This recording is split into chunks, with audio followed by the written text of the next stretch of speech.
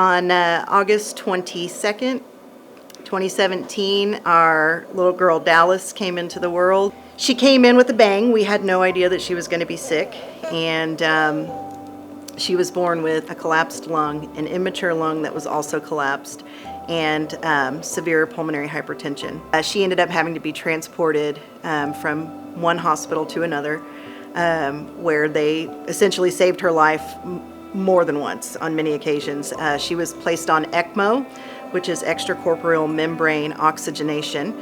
They went in through the arteries in the right side of her neck. They placed one cannula in to take the blood out of her body, and another cannula in a different artery to put blood in her body. And essentially, donor blood was filtered through the machines and oxygenated so her heart and her lungs could basically recover and rest. She came off of ECMO after 7 days. And so we actually didn't get to hold Dallas until she was 3 weeks old for the first time.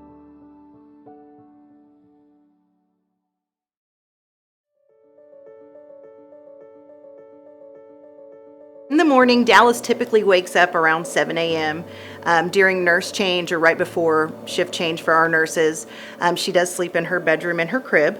From there, it takes 2 people minimum to move her from her room out to the living room.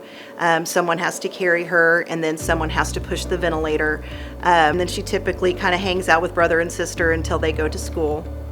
And then she gets to watch cartoons. And then we usually have PT, comes twice a week at 8 in the morning.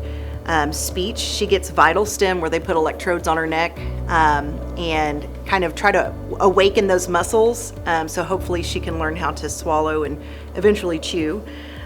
She gets that twice a week, and then she comes in the afternoon, probably 1-ish, and then OT comes after that around 2. So she's got a very busy day. And then usually about shift change again, 7 p.m., we take her back to her room and get her ready for bed. One of the hardest parts of having a medically fragile child from a parent's standpoint is the way that people look at her.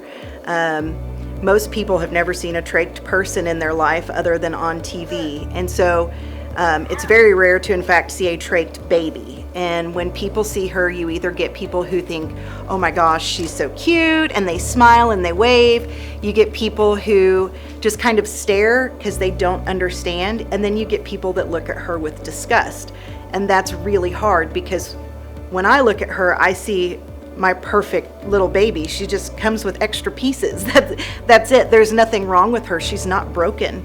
And I don't like when people look at her as if she is, because she's not. There's nothing wrong with her. There's just adjustments that we have to make in her life for her to continue to thrive. Cognitively, she is a normal kid. She signs, she understands English, she understands signs. One of her nurses, Josie, is teaching her Spanish. She has another nurse that's teaching her Swahili. So she's actually very bright, but because she's nonverbal, at this point, people tend to think maybe that she's not. And there's nothing wrong with her brain. Physically, she will outgrow her condition. She will be able to walk one day. She'll be able to talk one day.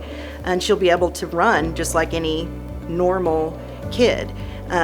She is normal. What I would say, if you see someone who's different than you, whether they be medically fragile or mentally or emotionally disabled, is just talk to them. If you talk to her, she'll smile at you, she'll play with you, she'll sign at you, she wants to communicate.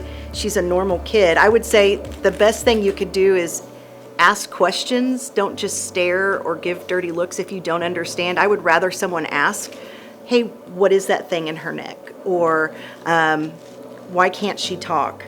Why does she eat through her stomach?